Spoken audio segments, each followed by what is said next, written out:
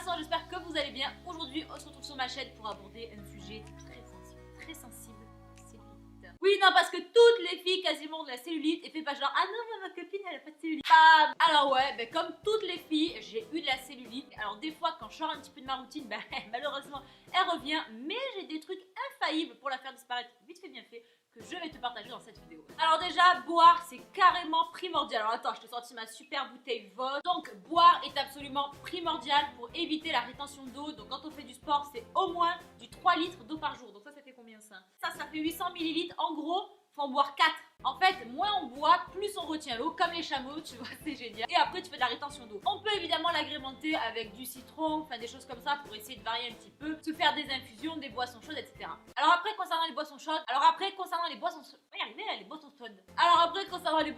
je vous conseille vraiment d'en consommer en dehors des repas, ça va vous aider à boire sans vous en rendre compte. Je vous conseille évidemment le thé vert qui est un puissant antioxydant, qui est brûleresse et qui augmenterait le métabolisme basal. Après, vous pouvez aussi opter pour des infusions du type Fit Tea. Donc faites attention à les choisir vraiment naturelles et évitez tout ce qui peut contenir des éventuels laxatifs ou choses comme ça, quoi. Ça contient un petit peu de thé, mais plein d'autres plantes comme notamment le pissenlit qui ont vraiment des fortes propriétés drainantes et ça va vous aider à éliminer l'eau. Ce que vous pouvez faire, c'est alterner les deux au cours de la journée. De toute façon, le thé vert vaut mieux le consommer en dehors des repas pour éviter que ça empêche l'absorption du fer et les infusions, vous les consommez à la fin du repas par exemple en hygiène.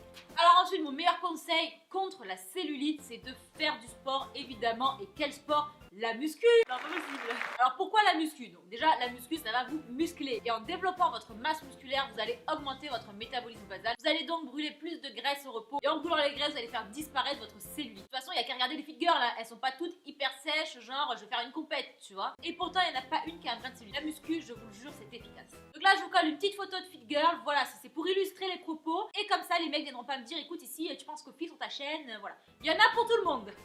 Ensuite, ce que vous pouvez faire niveau sport, c'est du cardio. Moi, je vous conseille évidemment l'intervalle training, donc fractionné. Ça va vasculariser notamment vos jambes, par exemple, pour celles qui font comme moi de la rétention d'eau sur les jambes et qui ont de la cellulite, etc. sur ces zones-là. Avec ce type de cardio, aucun risque de perdre forme. Alors ensuite, évidemment, faire attention à votre alimentation, ça va véritablement vous aider. Il faut absolument bannir tout ce qui est industriel, trop salé, riche en matières grasses saturées et trans évidemment, et privilégier tout ce qui est d'origine végétale. Moi, c'est vrai que j'ai vraiment vu une différence quand je suis devenue végétarienne. Et bien que ce mode de vie soit encore perçu comme une contrainte dans le milieu du fitness, moi ça a changé ma vie et pour rien au monde je ne reviendrai en arrière. Alors n'hésitez pas à consommer un maximum de produits végétaux, protéines végétales, fibres, etc.